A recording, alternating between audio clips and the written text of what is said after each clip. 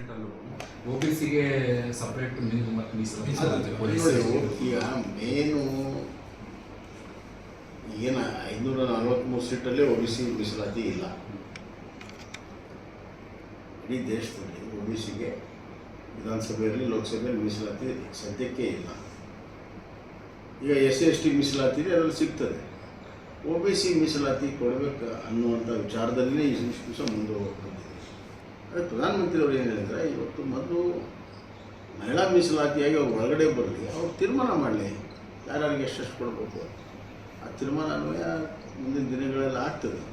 ಬದಲಾವಣೆ ನಿರಂತರವಾಗಿ ಇಂಪ್ರೂವ್ಮೆಂಟು ಬದಲಾವಣೆ ಆಗ್ತಾ ಇರ್ತದೆ. ಆ ನೆಪದಲ್ಲೇ ಈಗ ಮುಂದೂಡಿದ್ದಾರೆ 30 ವರ್ಷ, ಮತ್ತೆ 31 ವರ್ಷ ನೋಡೋದು ಬೇಡ ಅನ್ನುವಂಥ ವಿಚಾರವನ್ನು ಪ್ರಧಾನಮಂತ್ರಿ ಸ್ಪಷ್ಟೀಕರಣ ಕೊಟ್ಟಿದ್ದಾರೆ. ವಿಪಕ್ಷಗಳು ಹೇಳ್ತಾ ಇದ್ದಾರೆ, ಇದರ ಬಗ್ಗೆ ಕ್ಲಾರಿಟಿನೇ ಕೊಡ್ತಾ ಇಲ್ಲ. ನಾವು ಈಗ ಪರ್ಸೆಂಟೇಜ್ ಮಾಡ್ತೀವಿ ಅನ್ನೋದು ಕೂಡ ಕ್ಲಾರಿಟಿ ಕೊಡ್ತಾ ಇಲ್ಲ. ಯಾಕಂದ್ರೆ ಈಗಾಗಲೇ ಕೇಂದ್ರ ಸರ್ಕಾರ ಹೇಳಾಗಿದೆ. ಇದು ಕ್ಲಾರಿಟಿ ಈಗ ಅವರೊಂದು ಪ್ರಶ್ನೆ ಕೇಳಿದ್ರು, ಬಿಲ್ಲಲ್ಲಿ ಪ್ರಪೋರ್ಷನೇಟ್ ಬಗ್ಗೆ ಇಲ್ಲ ಅಂತ. ಯಾವ ಬಿಲ್ಲಲ್ಲೂ ಕೂಡ ಈ ವಿಚಾರ ಪ್ರಸ್ತಾವನೆ ಆಗೋದಿಲ್ಲ. ಇದು ಎಲ್ಲಿ ಆಗುತ್ತೆ ಅಂದರೆ ಡಿಲಿಮಿಟೇಷನ್ ಕಮಿಷನ್ ಮಾಡ್ತಾರಲ್ಲ, ಡಿಲಿಮಿಟೇಷನ್ ಕಮಿಷನ್ ಕ್ರೈಟೀರಿಯಾ ಫಿಕ್ಸ್ ಮಾಡ್ತಾರೆ. ಯಾವ ರೀತಿ ಆಗಬೇಕು, ಪ್ರಪೋರ್ಷನೇಟ್ ಹೆಚ್ಚಾಗಬೇಕು. 2011ರಲ್ಲಿ ವೋಟರ್ಸ್ ಒಂದು ಲೋಕಸಭೆಗೆ ಎಷ್ಟು ವೋಟರ್ಸ್ ಅಂತ ಡಿಸೈಡ್ ಆಗಬೇಕು, ಆಯಾ ರಾಜ್ಯದ ತಕ್ಕಾಗೆ ಆಗಬೇಕು. ಈ ಕೆಲವು ಕ್ರೈಟೀರಿಯಾಗಳನ್ನು ಏನು ಫಿಕ್ಸ್ ಮಾಡ್ತಾರೆ. Delimitation commission power. ಡಿಲಿಮಿಟೇಷನ್ ಕಮಿಷನ್ನಲ್ಲಿ ಎಲ್ಲ ವಿಚಾರಗಳು ಕೂಡ ಅಲ್ಲ, ನಾವು ಈ ಪರ್ಸೆಂಟೇಜ್ ಕೂಡ ಈ ಸಂಸತ್ತಿಗೆ ಅದಿಲ್ಲ ಸರ್. ಎಷ್ಟು ಮತದಾರರನ್ನು ನಾವು ಫಿಕ್ಸ್ ಮಾಡಬೇಕು ಅನ್ನೋ ಸಲುವಾಗಿ ಮಾತ್ರ 2011 ಇದೆ ಹೊರತಾಗಿ number of seats is already decided. Proportionately 50% ಹೆಚ್ಚು ಮಾಡಬೇಕು.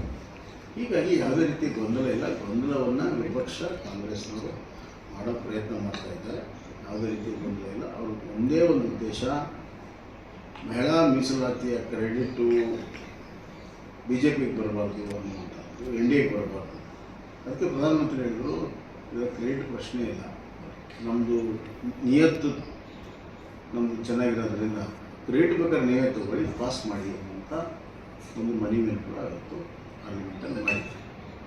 ಹೀಗಾಗಿ ಇವತ್ತು ಎಲೆಕ್ಷನ್ ದೃಷ್ಟಿಯಿಂದ DMK ಅವರು ಕೇಂದ್ರ ಸರ್ಕಾರದ ವಿರುದ್ಧ ಒಂದು ಪ್ರಾದೇಶಿಕ ಭಾವನೆಗಳನ್ನು ಕೆಡಿಸುವಂಥ ಕೆಲಸ ಏನು ಮಾಡ್ತಾ ಇದ್ದಾರೆ, ಅದು ಸರಿಯಲ್ಲ.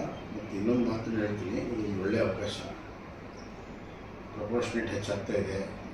ಇದರ ಲಾಭ ದಕ್ಷಿಣ ರಾಜ್ಯಕ್ಕಾಗುತ್ತೆ. ನಾಳೆ ಸೆನ್ಸಸ್ ಮುಗಿದು ಗೇಲಾಗಿ ಸೆನ್ಸಸ್ ಮುಗಿದ ಮೇಲೆ ಯಾರಾದರೂ ಪ್ರಸ್ತಾವನೆ ಜನಸಂಖ್ಯೆ ಮೇಲೆ ಅಂತ ಕೋರ್ಟ್ ಆದೇಶ ತಂದರೆ ನಮ್ಮ ದಕ್ಷಿಣಕ್ಕೆ ಅವಾಗ ನಿಜವಾಗ್ಲೂ ದೊಡ್ಡ ಅನ್ಯಾಯ ಆಗುತ್ತೆ. ಆ ಅನ್ಯಾಯಕ್ಕೆ ಈ ವಿರೋಧ ಪಕ್ಷಗಳೇ ಕಾರಣ. ಈಗ ಯಾರಾದರೂ ಸ್ವಲ್ಪ ಅದನ್ನು ಡೀಪಾಗಿ ಯೋಚನೆಯನ್ನು ಮಾಡಿ ಅದಕ್ಕೆ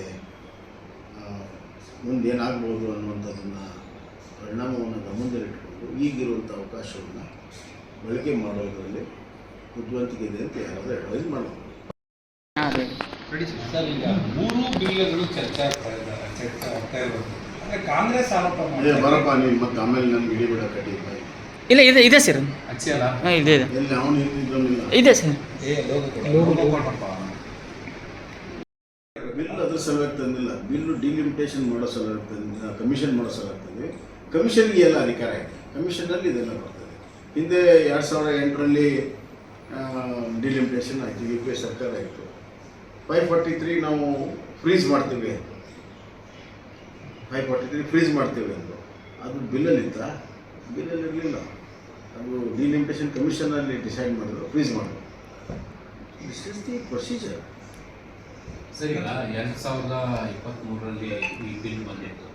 ಯಾಕೆ ಆಗಲೇ ಇದನ್ನೆಲ್ಲ ಮಾಡ್ಬೋದಾಗಿತ್ತು? 2029ಕ್ಕೆ ಬೇಕಾದಂಗೆ ಎಲ್ಲ ತಯಾರಿ ಮಾಡ್ಕೋಬೋದಾಗಿತ್ತು. ಅವಾಗ 2023ರಲ್ಲಿ ನಾವು ಯಾವ ಹಂತದಲ್ಲಿದ್ವಿ ಅಂದರೆ 2011 ಆದಮೇಲೆ ಏನು ಜನಗಣತಿ ಆಗುವಂಥ ಪ್ರಕ್ರಿಯೆ ಅರ್ಧ ಆಗಿತ್ತು. ಕೋವಿಡ್ನಿಂದೆಲ್ಲ ಮುಂದೂಡಿತ್ತು. ಅದಕ್ಕೆ ನೆಕ್ಸ್ಟು ಜನಸಂಖ್ಯೆ ಜನಗಣತಿ ಯಾವಾಗ ಆಗುತ್ತೋ ಆವಾಗ ಮಾಡಬೇಕು ಅಂತ ಬಿಲ್ಲಲ್ಲಿ ಇತ್ತು. ಈ 2011ರಲ್ಲಿ ಅಂತೇಳಿದೆ. ಆವಾಗ ಇದು 23 ನಂತರ ಬರುವಂಥ ಜನಗಣತಿ ಮಾಡಬೇಕು ಅಂತ. ಸೊ ಅದು 2026ಕ್ಕೆ ಜನಗಣತಿ ಆಗ್ತಿರುವಂಥ ಹಿನ್ನೆಲೆಯಲ್ಲಿ ಅದು 2030ಕ್ಕೆ ಆಗುತ್ತೆ ಅನ್ನುವಂಥ ದೃಷ್ಟಿಯಿಂದ ಅವತ್ತು ತೀರ್ಮಾನ ಆಗಿದೆ. ಈಗ ಆದಷ್ಟು ಬೇಗನೆ ಮಾಡಬೇಕು ಅನ್ನುವಂಥ ಒತ್ತಡಕ್ಕೆ ಇವನ್ ರಾಹುಲ್ ಗಾಂಧಿ ಪತ್ರ ಕೂಡ ಬಂತು, ಇಮಿಡಿಯೇಟ್ಲಿ ಆಗಬೇಕು ಅಂತ. ಆ ಹಿನ್ನೆಲೆಯಲ್ಲಿ ಇದೊಂದು ಸ್ಮಾಲ್ ಅಮೆಂಡ್ಮೆಂಟನ್ನು ತಂದಿದೆ, linking the census from the human reservation. Sir, Congress ಆರೋಪ ಮಾಡ್ತಾ ಇದೆ ಮಹಿಳಾ ಮೀಸಲಾತಿಯ ಮುಸುಕಿನಲ್ಲಿ ಮುಸುಕಾಕೊಂಡು ಈ ಎರಡೂ ತಂದಿದ್ದಾರೆ ಅನ್ನೋಂಥ ಆರೋಪ. ಮಹಿಳಾ ಮೀಸಲಾತಿ 2023 ತಂದಾಗ ಸರ್ವಸಮ್ಮತದಿಂದ ಏನಪ್ಪ ಮಾಡಿತ್ತು, ಮಹಿಳಾ ಮೀಸಲಾತಿ 33% ತರಬೇಕು ಮತ್ತು ಲೋಕಸಭಾ ಸೀಟಲ್ಲಿ 50% ಹೆಚ್ಚಿಗೆ ಮಾಡಬೇಕು ಅಂತ ಆ ಆ್ಯಕ್ಟಲ್ಲಿ ಒಪ್ಪಿಕೊಂಡು ಸರ್ವಸಮ್ಮತ ಆಗಿದೆ. ಈಗ ಅದನ್ನು ಇಂಪ್ಲಿಮೆಂಟ್ ಮಾಡಬೇಕು. ಈಗ ಬಂದಿರೋದು ಯಾಕೆ 2034ರಲ್ಲಿ ಇಂಪ್ಲಿಮೆಂಟ್ ಮಾಡೋದು, 2029ರಲ್ಲಿ ಇಂಪ್ಲಿಮೆಂಟ್ ಮಾಡೋದು. ಇದು ಕಾಂಗ್ರೆಸ್ ಪಕ್ಷದ ಬೇಡಿಕೆ ಇತ್ತು, ಎಲ್ಲರ ಬೇಡಿಕೆ ಇತ್ತು. ಅದಕ್ಕೆ 2023 ತರ್ತಾ ಇತ್ತು, 29ಕ್ಕೆ ತರಬೇಕು. 2029ಕ್ಕೆ ತರಬೇಕಾದ್ರೆ ಈಗ ನಡೆಯುವಂಥ ಸೆನ್ಸಸ್ಸನ್ನು ಮುಗಿಸಿ ತರೋಕ್ಕೆ ಸಾಧ್ಯ ಇಲ್ಲ. ಆದ್ದರಿಂದ 2011ರ ಸೆನ್ಸಸ್ಸು ಒಂದು ಲೋಕಸಭೆಗೆ ಎಷ್ಟು ಮತದಾರರು ಯಾವ ರಾಜ್ಯದಲ್ಲಿ, ಒಂದು ಲೋಕಸಭೆಯಲ್ಲಿ ಎಷ್ಟು ಮತದಾರರು ಯಾವ ರಾಜ್ಯದಲ್ಲಿ ಇರಬೇಕನ್ನೋ ತೀರ್ಮಾನ 2011ರ ಸೆನ್ಸಸ್ ಮಾಡ್ತಾರೆ. ಆದರೆ ಲೋಕಸಭಾ ಸೀಟ್ ಎಷ್ಟು ಹೆಚ್ಚಿಗೆ ಆಗಬೇಕನ್ನುವಂಥದ್ದು ವಿವಾದ ಸೃಷ್ಟಿ ಆಗಬಾರ್ದು ಅನ್ನುವಂಥ ಕಾರಣದಿಂದಲೇ ಈಗಿರುವ ಸೀಟುಗಳೇನಿದೆ ಅದರ 1.5 ಪಟ್ಟು ಎಲ್ಲ ರಾಜ್ಯಗಳಿಗೆ ಹೆಚ್ಚಿಕೊಡೋದು. ಉದಾಹರಣೆ ಕರ್ನಾಟಕ 28 47 50% ಎಲ್ಲ ಕಡೆ ಹೆಚ್ಚು ಮಾಡೋದು. ಸೀಟ್ ಹೆಚ್ಚು ಮಾಡೋದಕ್ಕೂ ಮತ್ತು 2011 ಪಾಪ್ಯುಲೇಷನ್ಗೂ ಸಂಬಂಧ ಇಲ್ಲ. 2011 ಪಾಪ್ಯುಲೇಷನ್ ಎಲ್ಲಿ ಬರ್ತದೆ ಅಂದರೆ, ಉದಾಹರಣೆಗೆ 2011ರಲ್ಲಿ 5 ಕೋಟಿ ಜನಸಂಖ್ಯೆ ಕರ್ನಾಟಕದಲ್ಲಿದೆ. ಆ 5 ಕೋಟಿಯನ್ನು 42 ಸೀಟುಗಳಲ್ಲಿ ಹಂಚುವ ಸಲುವಾಗಿ ಡಿಲಿಮಿಟೇಷನ್ ಮಾಡ್ತಾರೆ.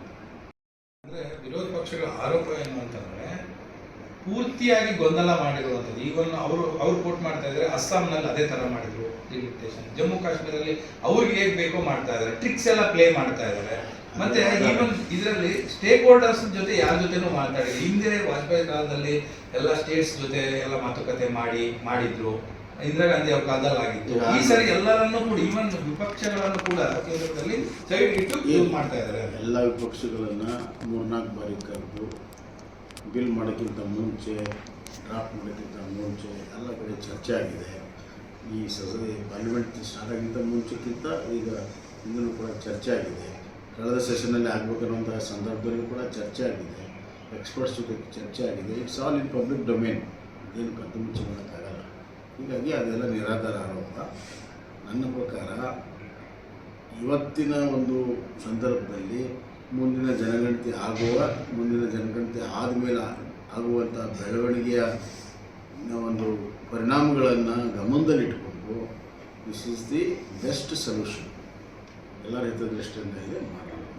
ಪರ್ಸೆಂಟೇಜ್ ಜನಗಣತಿ ಬೇಸಲ್ಲ, ಜನಗಣತಿ ಬೇಸಲ್ಲ, ಜನಸಂಖ್ಯೆ ಬೇಸವೇ ಅಲ್ಲ. It is proportionate, 50% proportionate. ಹೆಚ್ಚಿನ ವಿಡಿಯೋಗಳಿಗೆ ಪ್ರತಿಧ್ವನಿ ಯೂಟ್ಯೂಬ್ ಚಾನೆಲ್ ಸಬ್ಸ್ಕ್ರೈಬ್ ಮಾಡಿ, ಬೆಲ್ ಐಕಾನ್ ಕ್ಲಿಕ್ ಮಾಡಿ.